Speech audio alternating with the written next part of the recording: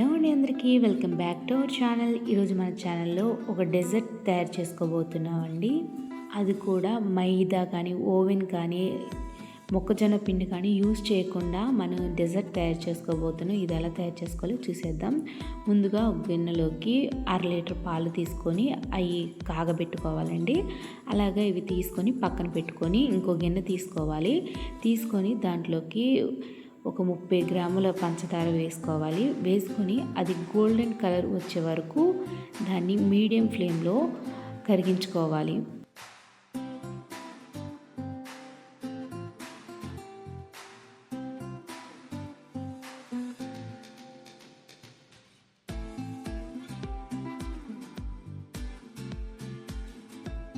కరిగిన తర్వాత దాంట్లోకి కొన్ని పాలు యాడ్ చేసుకుంటూ కలుపుకోవాలండి. కలుపుకుంటూ ఉంటే కొంచెం పొంగుతున్నట్టు ఉంటుంది, ఏం కాదు, కానీ కలుపుకోవాలి. పంచదార పాకం మాత్రం లేత తీగ పాకమే కావాలండి. ముదిరిపోయిన మాడిపోయిన వాసన వస్తుంది, కలర్ చేంజ్ అసలు అవ్వకూడదు. మెయిన్ రీజన్ అయితే అదే, ఖచ్చితంగా లేత పాకమే కావాలి. అలాగే ఇది గడ్ల కనిపిస్తే మాత్రం మీరు కంగారు పడే అవసరం లేదు, ఎందుకంటే పాలు పోస్తున్నప్పుడే మీడియం ఫ్లేమ్లో ఉంది. ఇప్పుడు సిమ్లోకి పెట్టేసుకొని కొన్ని పాలు పోసుకుంటూ కరిగిస్తూ ఉంటే దాని అంతటికి అదే కరిగిపోతుంది.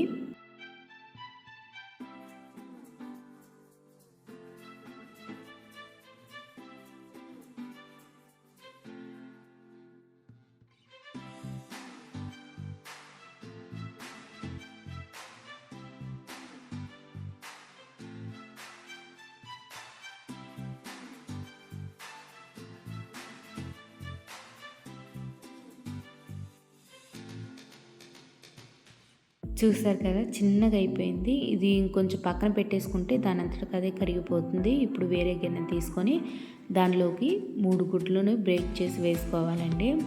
అలాగే 1 స్పూన్ వెనిలా ఎక్స్ట్రాన్స్ వేసుకోవాలి.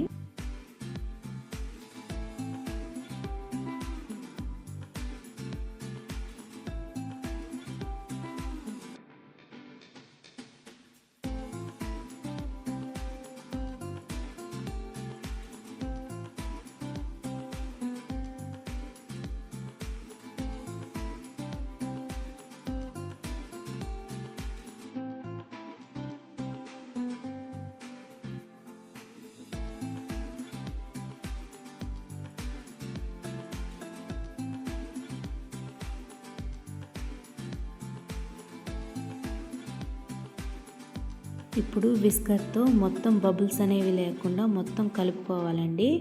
బబుల్స్ అనేవి ఉన్నా అవి విస్కర్తో మంచిగా కలపకపోయినా అది బబుల్స్ ఫామ్ అవుతాయండి.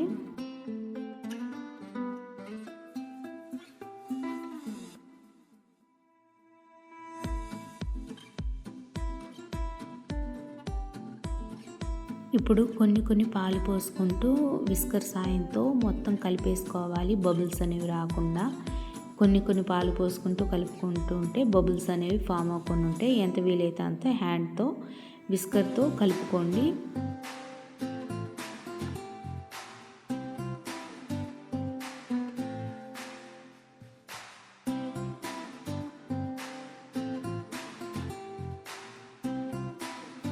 చూసారు కదా, మొత్తం కలిపేసుకున్నాయి. ఇప్పుడు గిన్నెలో చూసారా ఏమీ లేదు, మొత్తం పంచదార అంతా కరిగిపోయింది.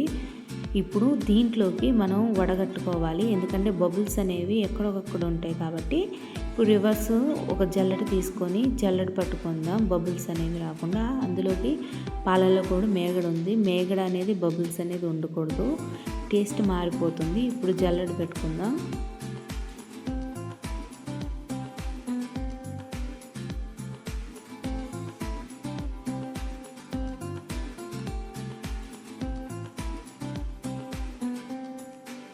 ఇప్పుడు జల్లల్లో పాలు మిగిలిపోయావు కదండి, అవి కిందకి దించుకోవడానికి ఒక స్పూన్ సాయంతో ఆ పాలన్నిటినీ ఇలా మేగన్ని పాలని వేరు చేసుకుంటూ ఉంటే పాలన్నీ కిందకి దిగిపోతాయి.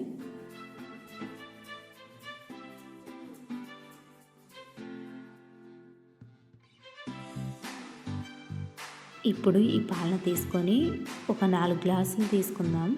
వాటిలోకి ఈ పాలన్నిటిని నింపేసుకోవాలి.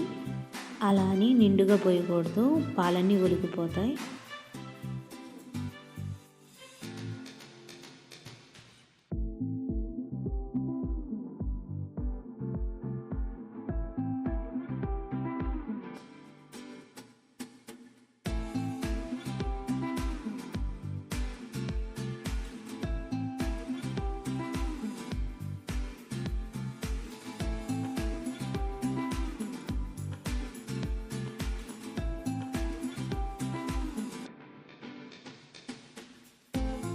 ఇప్పుడు వీటిని కవర్ చేసుకుందాం. సిల్వర్ ఫాయిల్ కానీ ఇంకా ఏదన్నా మీ దగ్గర ఉంటే కవర్ లాంటివి వాటిపైన పెట్టుకొని ఉడికించుకోవాలి, లేకపోతే పాలన్నీ ఒలిగిపోతాయి.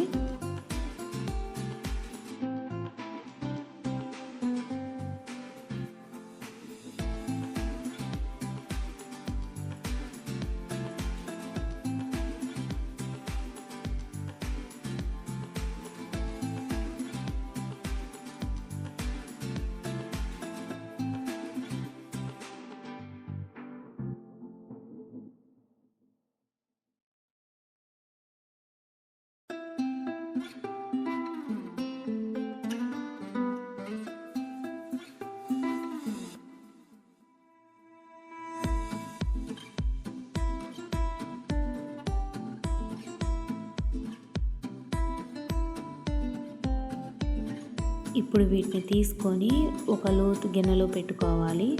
లోతు గిన్నె అయితే నీళ్ళు కూడా సరిపోని ఉంటాయి, మొత్తం ఉడుకుతూ ఉంటాయి.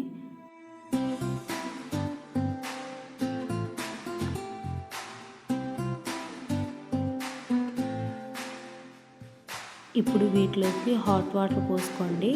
నేను కూలింగ్ వాటర్ పోసాను. అయితే దీనివల్ల ఇబ్బంది ఏంటంటే గాజు గ్లాసులు అయితే పగిలిపోతాయండి. మీరైతే స్టీల్ గ్లాసులో పెట్టుకున్నట్లయితే ఏం కాదు. బట్ నేను గాజు గ్లాసులో చేయటం వలన అవి బ్రేక్ అయినాయి. అలాగే దీన్ని 50 మినిట్స్ కూడా మీడియం ఫ్లేమ్లోనే ఉడికించుకోవాలి, హై ఫ్లేమ్లో ఉడికించుకోకూడదు.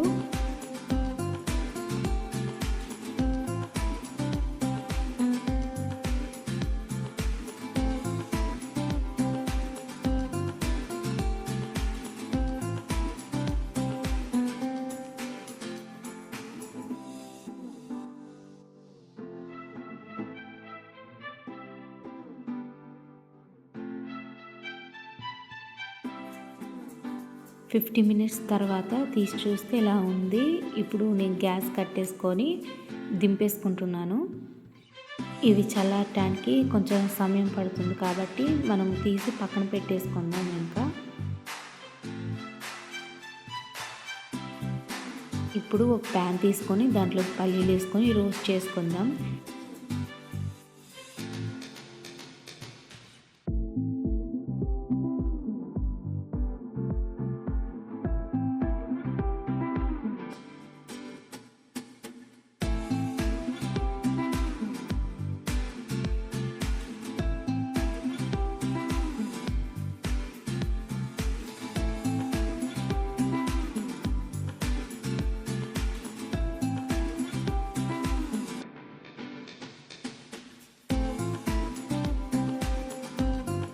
ఇవి డెకరేషన్ కోసమే కాదండి, ఇవి డెజర్ట్తో పాటు తినేటప్పుడు చాలా అంటే చాలా బాగుంటాయి. కంటి కింద నలుగుతుంటే చాలా బాగుంటుంది. డెజర్ట్ సాఫ్ట్ ఉండి ఇది క్రంచిగా ఉండి తింటా అంటే చాలా బాగుంటుంది. ఇప్పుడు వీటిని చల్లారబెట్టుకుందాం. చల్లారిన తర్వాత ఇదిగోండి పొట్టంతా తీసేయాలి.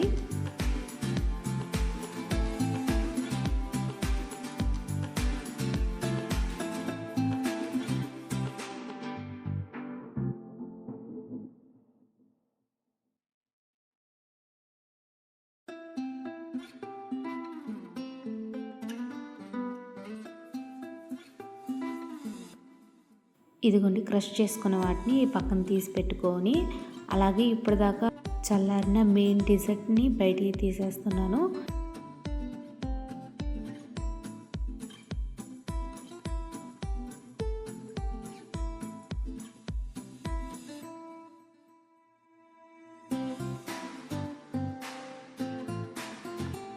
ఇప్పుడు దీనిలోకి మనం క్రష్ చేసిన పీనట్స్ వేసేసుకోవాలి.